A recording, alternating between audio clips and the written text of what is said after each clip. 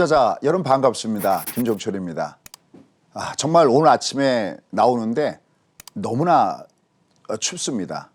여러분들 아침에 일어나실 때 어떠셨어요? 하지만 여러분들 마음만은 아마 따뜻한 마음으로 일어나지 않았을까 싶습니다. 자, 항상 여러분들 이렇게 아침에 어떻게 보면 사실은 아침에 벌써 이걸 방송을 들으려면 벌써 새벽잠을 깨고 일어나신 분들 많이 계실 텐데요. 오늘도 이 시간을 위해서 아침에 이렇게 대기해 주신 여러분들 정말 진심으로 감사 말씀을 드립니다. 사실 저 어제도 오늘 이 강의를 준비하느라고 새벽 3시에 잤습니다. 사실 12시 전에는 좀 자야 하는데 여러분들 너무 밤늦게 오랫동안 뭐 주식을 보시거나 그러지 마십시오. 잘못하면 또 호르몬이 깨지니까. 다만 이렇게 강의를 미리 하는 이유는 사실 이렇게 여러분과 함께 강의를 하면서 떨지 않으려고요. 즐기려고요. 설레는 마음을 가지고 여러분들을 어떻게 설레게 할까. 그래서 사실은 우리가 이미지 트레이닝이라고 그러죠. 이 원고를 쓰면서 PPT 작업을 하면서 저 혼자 사실 한번 강의를 합니다. 그래서 어제는 새벽 3시까지 30년 됐는데도 정말 제가 둔팅이죠. 이렇게 오랫동안 준비를 합니다. 자, 그럼 오늘도 여러분들 저의 소견을 듣기 위해서 아침부터 기다려주시는 분들, 또 나중에라도 또 이 방송을 녹화로 보시는 분들 정말 사랑합니다. 최선을 다해서 오늘도 한번 여러분과 함께 하도록 하겠습니다.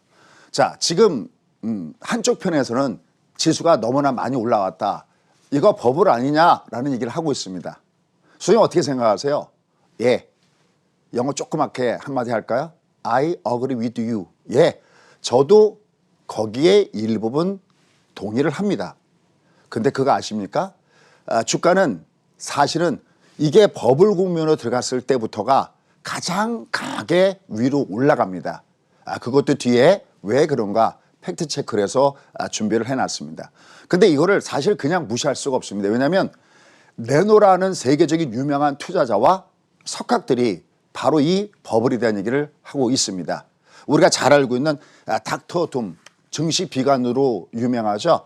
바로 루비니 뉴욕대 교수 같은 경우도 뭐 하얀 백조다 뭐다 그래서 그런 공포스러움을 주고 있고, 특히 지금 여기 보시면은 버핏 지수 그러면 어떤 내용인지 아시겠죠? 그렇습니다. 바로 워런 버핏이 작성한 버블이다 아니다를 판가름하는 그 지수로 보면 지금 지수가 일단은 조금 과열권대에 들어와져 있습니다. 아니, 조금 많이 과열권대에 들어와져 있습니다. 자, 그러면 과연 우리는 여기서 이제 그만 모든 걸 다 떠나야 될까요? 그거에 대한 해답은 바로 밑에 있습니다. 부자되기 백조 시대. 도대체 부자되기 백조 시대에 우리가 먼저 남들이 안 가본 그 구간을 항상 우리가 주식할 때는 이미진, 상상이 굉장히 중요하거든요. 하나의 빅픽처의 그림을 가지고 누차님께는 2 years, 벌써 이제 11개월이 지났거든요. 2 years 향해서 지금 가고 있습니다. 그때 팩트 체크는 제가 경기 사이클을 가지고 말씀드렸고 총 통화량을 가지고도 말씀을 드렸습니다. 자, 그러면 과연 어떤 현상이 나타나는지 먼저 지난주에 중요한 것부터 한번 팩트 체크부터 한번 가보도록 하겠습니다. 자, 지난주에 아마 이 화면을 기억하실 겁니다. 바로 이 화면이죠. 우리가 지난주 타이틀이 뭐였냐면 남겨진 한 번의 급락장이 옵니다라는 말씀을 드렸어요. 여러분들 주중에 수요일 날 주가가 순간 내리꽂았죠.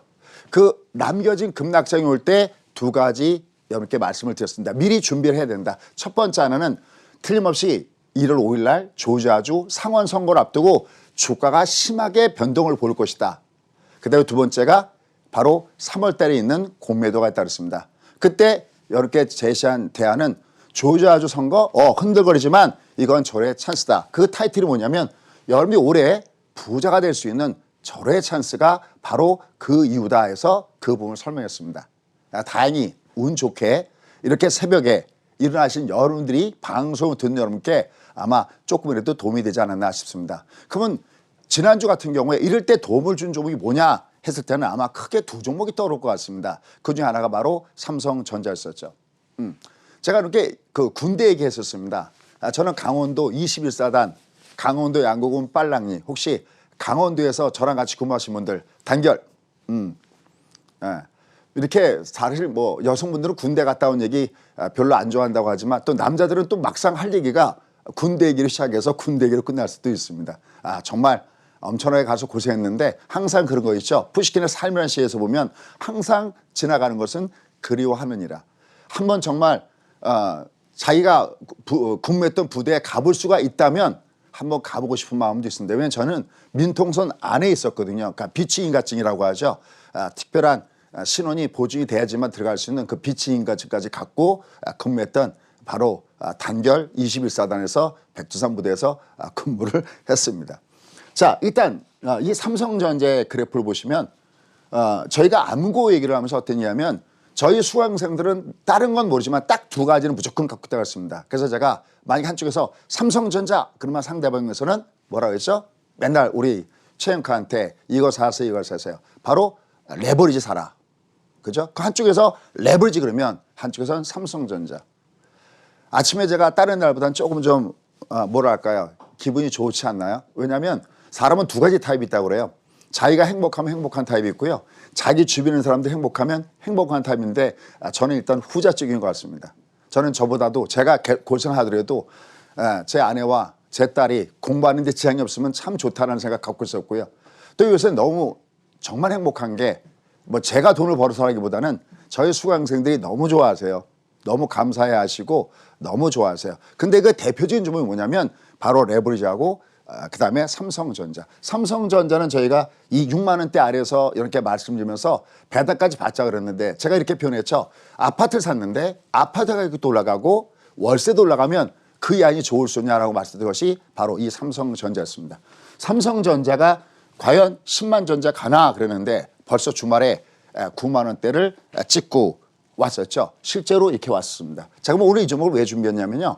여기에 아마 삼성전자를 보셨을 때요. 여기 글자가 좀 작아서 잘 보일지 모르겠는데 꼭 한번 보십시오. 뭐를? PR과 PBR을 꼭 보십시오. 왜? 오늘 강의랑 아주 밀접한 영향이 있습니다. 지금 버핏 공포지수가 얘기가 나오는데 결국은 삼성전자나 아니면 현대차나 이런 종목이 올라가면 당연히 버핏 지수의 공포감은 더욱더 더 심해질 거거든요. 그런데 거기를 대적하는 것이 바로 여기에 있습니다. 소위 밸류에이션의 재평가. 뭐라고요? 밸류에이션의 재평가. 그래서 PR, PBR을 꼭 보시기 바라겠습니다. 그 다음에 가능하다면 오늘도 강하게 올라갔던 테슬라. 넌 도대체 PR이 몇 배니? 넌 도대체 PR이 몇 배니? 한번 꼭 보시면 오늘 강의를 소화하시는데 아마 지장이 없을 겁니다. 그다음에 또 하나의 히어로가 있죠. 그죠?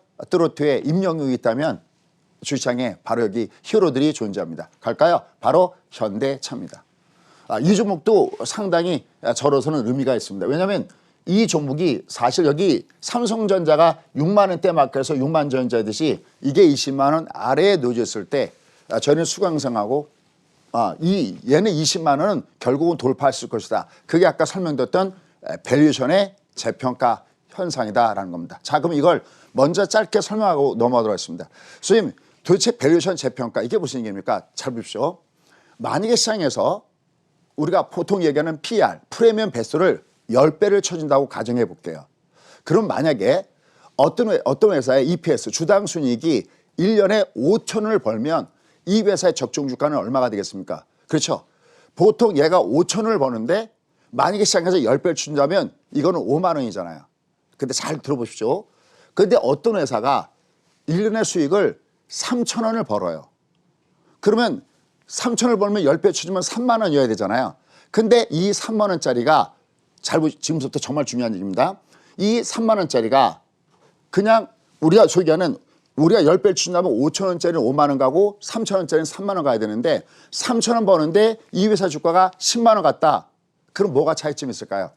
답 나오나요? 아직 새벽으로 답이 안 나오죠. 그건 뭐냐면 5천 원 버는 회사는 시장에서 너는 이미 성숙주야. 너는 더 이상 미래 성장성은 없고 그냥 꾸준하게 밥은 먹고 살겠구나. 그러면 PR 배수가 낮아지는 겁니다. 그럼 곱하기 10 하면 얘는 5만 원 정도밖에 못 갑니다. 그런데 이 회사가 3천을 벌었는데 예를 들어서 작년도에는 1,000원을 벌고 그 전년도에는 적자였다. 이 회사가 막 미래 성장세 꼭 올라간다. 그러면 시장에서는 10배를 쳐주질 않죠. 야, 넌 한 30배 정도 쳐줘야 돼. 그럼 어떻게 될까요? 3,000원 벌었을 때 30배면 얘는 9만 원 가겠죠. 5,000원보다 덜 벌었는데도 얘는 가격이 높은 이유는 바로 밸류에이션의 재평가에서 나타난다는 겁니다. 이해가 오시죠? 그래서 저희가 어떤 일이냐면 뭐 삼성전자는 왜 그러면 소위 밸류에이션의 재평가에서 나타나냐는 겁니다. 그건 만약에 삼성전자는 원래 어떤 주식이냐면 경기 민감주예요. 무슨 냐면 경기가 좋으면 주가가 위로 올라갔다가 경기 사이클이 나쁘면 주가가 빠져요. 그렇죠? 그럼 얘는 어느 정도 올라갔다가 어느 정도 내려가면서 어떤 경기 흐름을 그대로 따라가는 왔다 갔다 하는 소위 찐꽁 빵꽁의 패턴을 갖고 있었거든요. 그런데 삼성전자가 달라졌어요. 삼성전자가 올해부터 달라지고 있어요. 우리 아이가 달라졌어요. 우리 대한민국 주식이 달라지고 있다라는 측면입니다. 그건 왜 그럴까요? 그것은 바로 이젠 삼성전자를 더 이상 메모리 업체로 부르지 말아달라는 겁니다. 어떻게 불러달라고요? 메모리는 물론이고요. 또 하나 비메모리 회사로서 계속해서 성장한다. 그러면 이제 삼성전자는 경기 민감주에 속하는 것이 아니라 미래 성장주에 속하는 겁니다. 왜냐하면 비메모리 분야, 메모리 분야에 비해서는 우상향하는 이러한 특징을 갖고 있거든요. 그러면 현대차를 뭐라고 불러다오? 더 이상 자동차 회사로 부르지 말아다오라는 겁니다. 물론 이번에 애플가와 연결시켜서 갔지만 그냥 단순하게 기사 쪼가리 하나 보면서 애플가로 연결됐으니까 주가가 올라가는구나, 이게 아니라는 겁니다. 여러분들 테슬라가 왜 이렇게 많이 올라갈까요? 테슬라는 저희가 그러니까 5대1로 우리가 소위 얘기하는 주식 분할하기 전에 $1,000 밑에서, 이것도 뭐 제가 TV에서 공개적으로 얘기했으니까 여기서 말씀드려도 되겠죠. $1,000에서 소위 이렇게 맨날 얘기하죠. 가격 올라갈 땐 KTX, 옆으로는 비둘기호, 얘는 그러면 더가 된다. 그러면 지금의 가격으로는 $200 중심에서 저희 수강생들이 정말 우리나라 주식은 삼성전자 레버리지라면 해외 주식은 테슬라는 다 갖고 있습니다. 거의 다가. 왜? 보였거든요. 근데 지금 어마어마하게 올라가고 있죠. 그러면 테슬라가 왜 올라갈까요? 잘 드십시오. 이걸 알아야 지금 버핏 지수의 공포에서 우리가 어떻게 매매할 것인지를 알 수가 있다는 거예요. 그것은 바로 뭐냐면 테슬라가 단순한 자동차 회사다. 소위 그냥 우리가 소위 얘기하는 뭐 제조업의 한 회사다 그러면 주가가 저만치 못 갑니다. 현대차도 마찬가지입니다. 예를 들어서 현대차도 이게 자동차 회사다. 이거 보면 너무 많이 올라갔어요. 왜냐하면 우리가 소위 하는 자동차 산업 같은 경우는 성숙 국면 이미 클 만큼 컸다는 겁니다. 더 이상 크지 않다는 거죠. 그러니까 위에 뭐가 막혔냐면 PR이 막혀 있습니다. 시장에 똑같은 돈을 벌어도 몇 배 쳐주느냐 했을 때 그 배수가 작다는 겁니다. 그러나 나를 더 이상 성숙주로 부르지 말아다오. 나를 이제를 성장주로 불러다오라는 겁니다. 그런 개념에서 우리나라 주식들이 소위 재평가를 받고 있다. 이게 오늘 여러분께 첫 번째, 새벽에 눈 비비고 나서 혹은 성냥개비로 눈에다 꽂고서 지금 이 방송을 보고 계시는 여러분들한테 드리는 첫 번째 현상이 바로 그거다라는 겁니다. 자, 그러면 다음으로 또 슬슬 넘어가 볼까요? 도대체 왜 이런 얘기가 나오는지 버핏 지수, 물론 요 중에서 부실하신 분들은 알겠지만 모르시는 분들은 모르잖아요. 자, 그러면 버블이 자꾸만 논란이 되고 있습니다. 버핏 지수도 문제고 코스피 PER도 문제가 되면서 온통 난리입니다. 이것도 세계 석학들이 얘기하기 때문에 속칭 개무시하면 안 되겠죠. 이런 게 있죠. 얘가 과열권 때 들어왔다고 해서 그냥 그냥 얘를 매들 때로는요, 진짜 화려한 상승을 먹지 못합니다. 왜냐? 하나 꼭 기억하십시오. 주식은요, 제가 여러분께 이런 말씀 많이 드렸어요, 작년에. 고평가됐다고 할 때 주식을 사서 저평가할 때 팔아야 된다.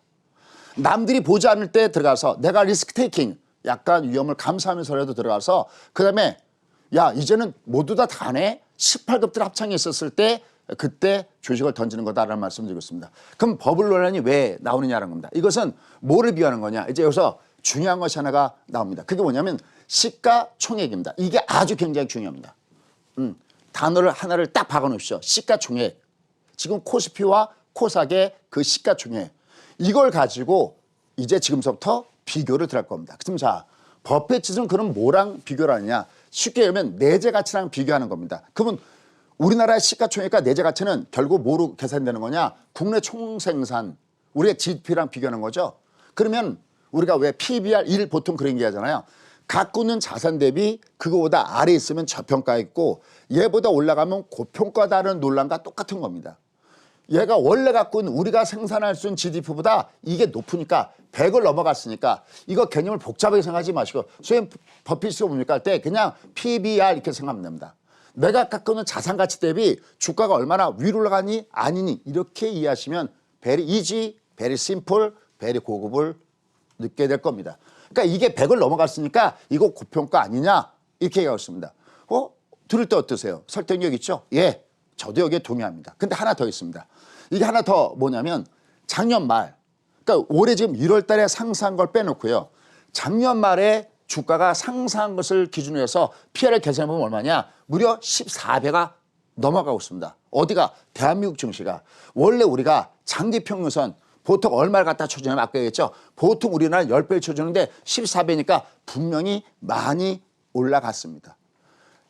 이렇게 일단 먼저 무조건 자기 생각할 게 아니라 나랑 반대편의 목소리를 내가 먼저 준비를 해줘야 됩니다. 왜? 이게 결국 어디 가서는 맞을 거거든요.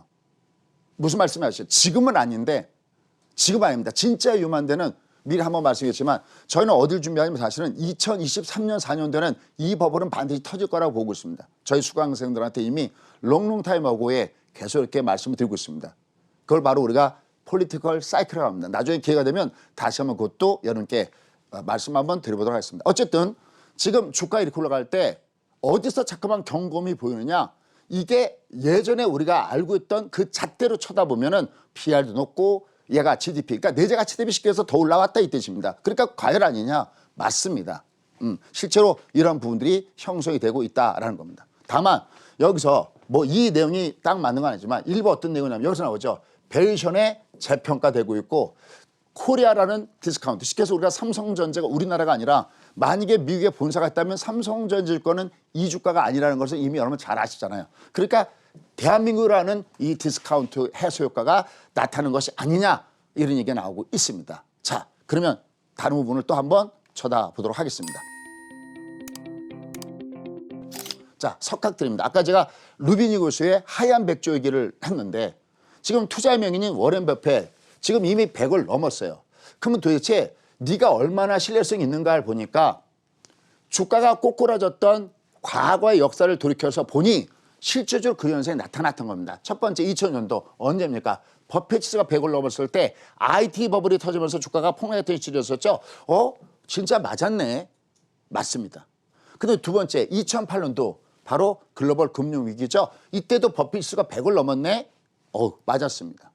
그리고 지금 2000 요번에 18년도에 역시 마찬가지로 세 차례 걸쳐서 역시 이런 현상들이 나타났다라는 얘기예요. 야, 그럼 이건 굉장히 적중력이 있네. 그러니까 다시 한번요. 염디, 저는 물론 시장의 긍정론자고 이미 지난 3월 달부터 인단의 교재가 통하고 있습니다. 더군다나 가장 중요한 멘트가 있었죠. 어느 정도 올라간다면 여러분들이 부담스럽게 느꼈을 때 얘는 아직까지 반 한 점도 돌지 않았다는 말씀을 계속해서 드렸다는 것을 아마 이 방송 들으신 분들은 아실 겁니다. 배당받아야 된다.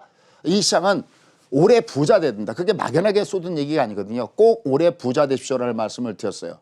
항상 자기가 갖고 있는 의견과 반대편의 의견을 절대 무시하면 안 됩니다. 죄송한 얘기지만 그러면 딱 정치인하고 똑같이 됩니다. 우리 맨날 TV 보면서 정치인하면 채널 딴 데로 돌리잖아요. 미국도 지금 가관이죠. 막 의회를 점검하고 난리가 펴지지 않습니까?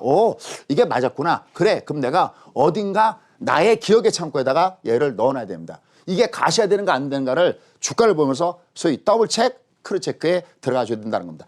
그럼 실제로 워렌 버핏은 어떻게 하느냐? 실제 언행 일치를 하고 있습니다.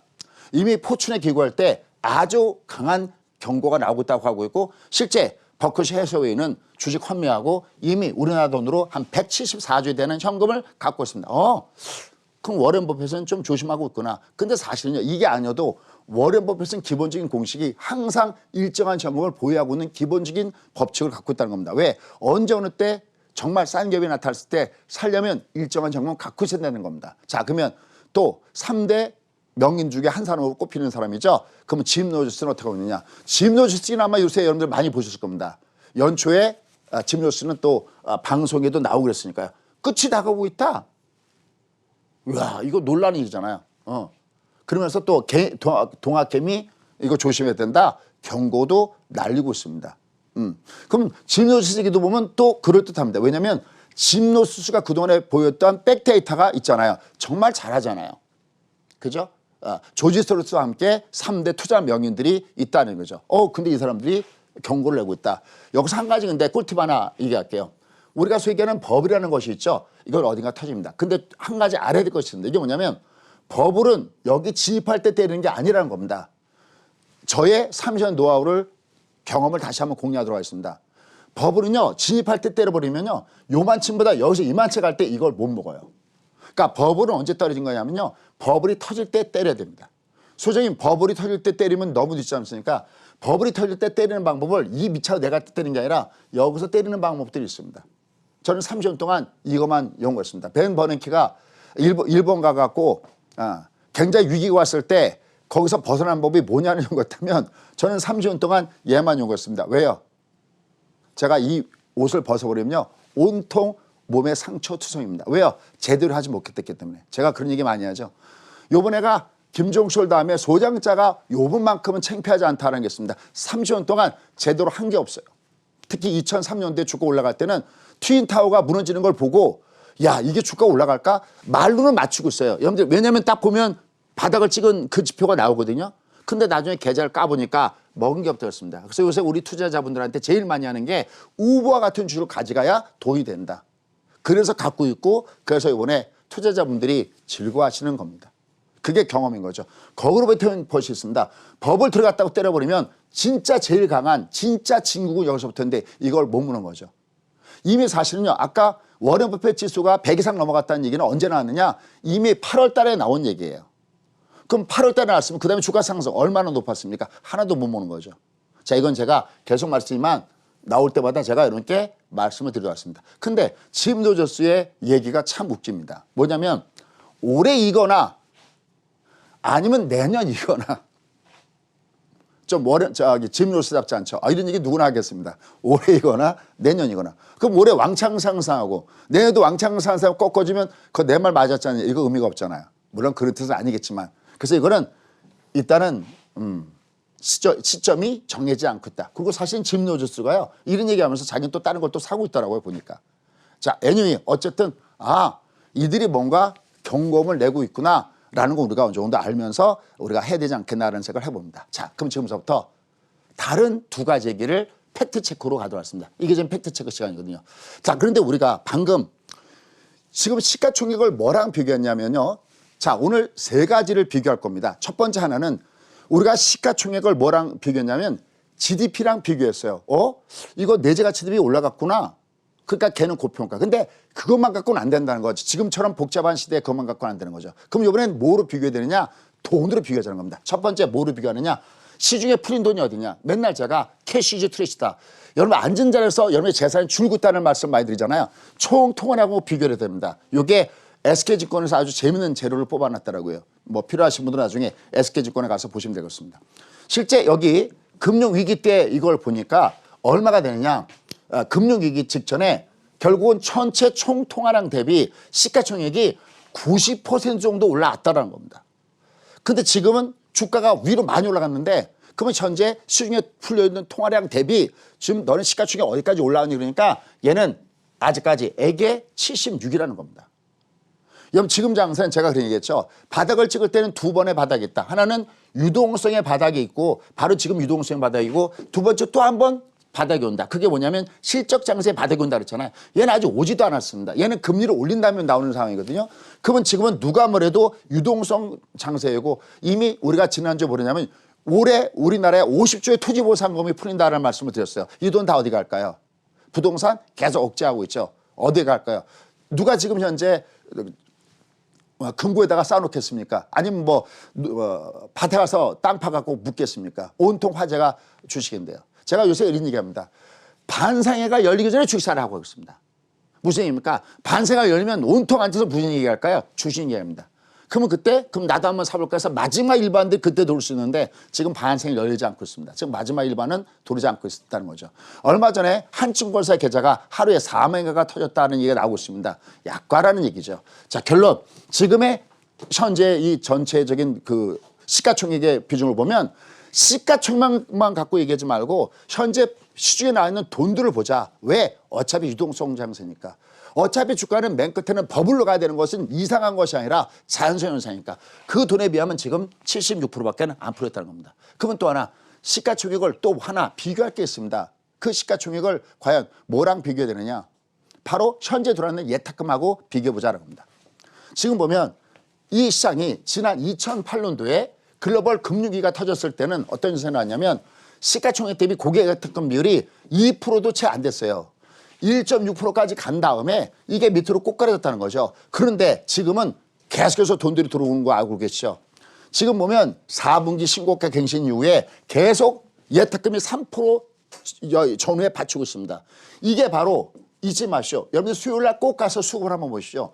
기관 때리고 더구나 기간이 일주 이상 때렸죠. 외국인 때리고 둘 다 때릴 때 수요일 날 강함의 그것을 온몸으로 받아낸 것이 누구냐? 바로 동학개미였었고요. 그 동학개미 힘이 되는 것이 바로 뭐냐면 바로 예탁금이었다는 겁니다.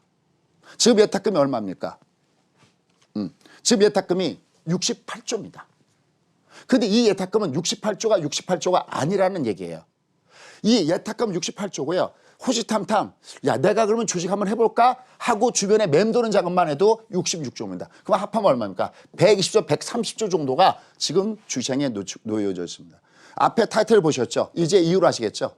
오늘 딱 들으니까 소장님 100조 시대가 뭡니까? 그러는데 지금 68조죠. 이제 조만간 보십시오. 삼성전자가 6만 전자에서 10만 전자를 노래를 불렀듯이 예탁금은 점점 이 시장이 움직이면 결국 어딜 향해서 갈까요? 100조 시대를 향해서 간다는 겁니다. 자꾸만 돈이 들어오고 있으면 이 시장은 내려갈 때마다 물론 올라가면 많이 올랐으니까 분명히 두들겨 맞겠지만 두들겨 맞을 때마다 저가 것 때문에 매수가 들어갈 수 없다. 그래서 수요일 날 이게 우연이 아니다라는 겁니다. 바로 그것은 100조 시대를 대변하는 이런 부분이다라는 것을 염두에 두시고 매매하시면 좋겠습니다. 그래서 예탁금이 이렇게 들어갔습니다. 왜? 이분들은 아는 거죠. 뭐를요? 캐시 is 트래시. 그죠? 우리가 소위 똥값이 되고 있다고 그러죠.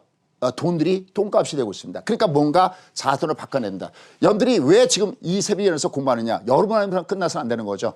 최소한 여러분들은 투자를 왜 꼭 해야 되냐. 인플레이션 해지를 해야 된다. 돈 가치가 계속해서 떨어지고 있다. 이 부분을 염두에 두시면서 매매하셔야 된다는 겁니다. 자, 그러면 이제 지금부터는 저의 얘기를 한번 해보도록 하겠습니다. 자, 저의 소견을 얘기해 보도록 하겠습니다. 소장님 그러면 아까 워렌 버핏과 과열이고 PR도 과열이라는 그것도 있고 한편은 다른 건 긍정적이 있는데 과연 당신의 선택은? 자, 그건 뭐냐면 주가는 세 가지 성질이 있습니다. 하나는 관성. 이거 뭐냐면 지금 주가가 3월 달에 바닥을 찍고 돌아섰죠. 그럼 얘는 한번 방향성을 가지면 추세대로 그대로 움직입니다. 매번 이렇게 2years가 바로 관성의 성질 얘기하는 겁니다. 그럼 얘는 그냥 갈까요? 아닙니다. 주가를 어떻게 움직이냐면 지그재그로 왔다 갔다 합니다. 그러니까 어느 정도 올라가면 조정 주고 어느 정도 올라가면 조정을 줍니다. 다만 조정을 받을 때 각도 체크가 중요합니다. 테슬라 같은 거 각도 체크 한번 보십시오. 맨날 제가 올라갈 땐 KTX 조정은 비둘기요. KTX 비둘기요. 삼성전자도 그거 말씀드렸죠. 그러니까 얘는 많이 올라가면 자연스럽게 조정받는 겁니다. 연초에 이렇게 이 장은 다가오는 급락장이 있습니다. 하지만 그것이 2021년대 부자 될 수 있는 마지막 기회입니다라는 것도 왜냐하면 시장을 보면 얘가 두두맞는 위치가 이게 정말 뿌리째 뽑히는 위치인지 아니면 나뭇가지만 꺾이는 건지 그걸 파악을 해야 되거든요. 근데 이 시장은 올라가다 조정받더라도 이거는 그냥 나무가지 정도만 뽑히겠구나. 그럼 오늘의 하이라이트는 뭐냐? 바로 이거를 여러분께 강의하기 위해서 제가 정말 봄부터 서쪽세는 그렇게 오르나 봅니다. 이게 뭐냐면 주가 올라갈 때 이렇게 가는 겁니다. 기본적으로 이게 45도 각도로 가정했을 때 관성의 법칙은 45도로 올라갔다가 조정, 45도 올라갔다가 조정 이렇게 봤습니다. 근데 막판에 소위 제가 누차했던 18급들의 합창이 와르르 들어오고 반생회가 열리고 모든 사람들이 전부 다 주식을 갖고 있을 때 지금은 말은 하지만 전부 다 주식하지는 않습니다. 해봤자 찔끔하고 있는 거죠. 그들이 온몸으로 이 장을 들어왔을 때 그때 어떻게 되냐. 장은 45도 각도가 아니라 이 각도가 45도 각도면 맨 끝에 이렇게 쉬십니다. S커브처럼 이렇게 쉬십니다. 이게 가속도로서 맨 마지막 단계의 버블을 만듭니다. 그러면 지난번에 얘기했죠. 버블은 어떻게 만드냐. 바로 퍼펙트 패트일 때 만듭니다.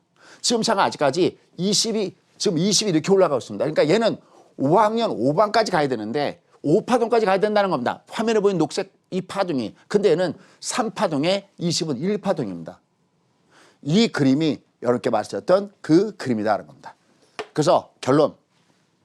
지금의 장은 버블권에는 분명히 와 있어요. 근데 이 버블은 경우에 따라 다릅니다. 이 버블이 좀 더 많이 가느냐 안 가느냐 이 부분인데 얘는 버블이다 싶으면 한 번씩은 위에서부터 흔들면서 조정을 줄 수 있습니다.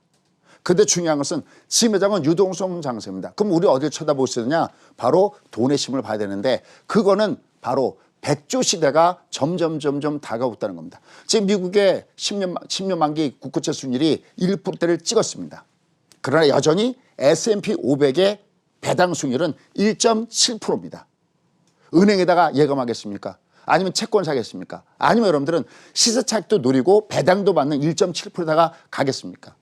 아직 얘는 멀었다는 거죠. 특히 우리가 금리를 얘기할 때 미국 금리만 얘기해서는 안 됩니다. 글로벌 금리는 아직까지 1%대 아래에 있다는 겁니다. 왜? 유럽, 일본 이런 데가 중요한 거거든요. 이런 걸 갖고 보시면 좋겠습니다. 그래서 이 장은 관세에 따라서 과다액에 따라서 회계성으로 조정받을 수는 있습니다. 특히 3월 달에 공매도 이건 좀 조심을 해줘야 됩니다. 이게 풀지 않기 전까지는. 다만 그 이전에 주가의 흔들림이라면 그것은 아직까지는 부자 되기 위한 과정이다라는 것이 저의 소견입니다.